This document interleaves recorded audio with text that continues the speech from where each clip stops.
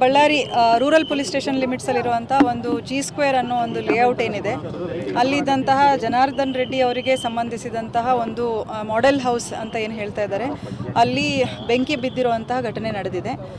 Prima ಫೇಸಿ ನಮಗೆ ಅದರ ಬಗ್ಗೆ ಯಾವುದೂ ಲೀಡ್ಗಳು ಸೋಫಾರ್ ಇಲ್ಲ, ಯಾವ ರೀತಿ ಆಗಿದೆ ಅನ್ನೋದ್ರ ಬಗ್ಗೆ. ಬಟ್ ಬಳ್ಳಾರಿ ರೂರಲ್ ಪೊಲೀಸ್ ಸ್ಟೇಷನಲ್ಲಿ ಈ ಕುರಿತು ಈಗ ಯಾವ ದೂರು ಕೂಡ ನಮಗೆ ರಿಸೀವ್ ಆಗಿಲ್ಲ. ದೂರು ರಿಸೀವ್ ಆದ ತಕ್ಷಣ ನಾವು ಅಕಾರ್ಡಿಂಗ್ಲಿ ಯಾವ ಸೆಕ್ಷನ್ಸ್ ಬರುತ್ತೆ ನೋಡಿಕೊಂಡು ಕಂಪ್ಲೇಂಟ್ FIR ರಿಜಿಸ್ಟರ್ ಮಾಡ್ಕೊಳ್ಳುವಂಥದ್ದು ಮಾಡ್ತೇವೆ. ಇನ್ವೆಸ್ಟಿಗೇಷನ್ ಕಂಟಿನ್ಯೂ ಆಗುತ್ತೆ. ಮತ್ತು ಈಗಾಗಲೇ ನಮ್ಮ ಸೋಕೋ ಟೀಮು ಮತ್ತು ಫೈರ್ ಡಿಪಾರ್ಟ್ಮೆಂಟಿಂದ ಒಂದು ಸರ್ಟಿಫಿಕೇಷನ್ ತೊಗೊಳೋದ್ರ ಬಗ್ಗೆ ಕೂಡ ನಾವು ಟೀಮನ್ನು ಕರೆಸ್ಕೊಂಡಿರುವಂಥದ್ದಿದೆ. ಅವರು ಪ್ರಿಲಿಮಿನರಿ ಅನಾಲಿಸಿಸ್ ಮಾಡಿದ್ದಾರೆ. ಫರ್ದರ್ ಈಗ ಕತ್ಲಿದ್ದರಿಂದ ನಮಗೆ ಇನ್ನೂ ಇನ್ ಡೆಪ್ತ್ ಅನಾಲಿಸಿಸ್ ಆಗಿಲ್ಲ. ನಾಳೆ ಬೆಳಗ್ಗೆ ಮತ್ತೆ ಸೋಕೋ ಟೀಮು ಫೈರ್ ಟೀಮು ಹೋಗಿ ನಮ್ಮ ಇನ್ವೆಸ್ಟಿಗೇಟಿವ್ ಟೀಮ್ ಕೂಡ ಇದ್ದು ನಾವು ಆ ಸ್ಪಾಟನ್ನು ಸರಿಯಾಗಿ ಪರಿಶೀಲಿಸ್ತೇವೆ. ಮತ್ತು ಈಗ ಅವ್ರೇನು ನಮಗೆ ಲೀಡ್ ಕೊಡ್ತಾ ಇದ್ದಾರೆ, ಕೆಲವರು ಇದ್ದರು ಮಿಸ್ಕ್ರಿಯೆಂಟ್ಸ್ ಅಂಥೇಳಿ, ಅದನ್ನು ನಾವು ಸೀರಿಯಸ್ ಆಗಿ ತೊಗೊಂಡು ಆ ಆ್ಯಂಗಲಲ್ಲಿ ಟೆಕ್ನಿಕಲ್ ಅನಾಲಿಸಿಸ್ ಮಾಡಿಕೊಂಡು ಕ್ರೈಮ್ ಟೀಮ್ಗಳು ಕೆಲಸ ಮಾಡ್ತಾ ಇದ್ದೇವೆ. ಇದನ್ನು ನಾವು ಸೂಕ್ತವಾಗಿ ತನಿಖೆ ಮಾಡ್ತೇವೆ.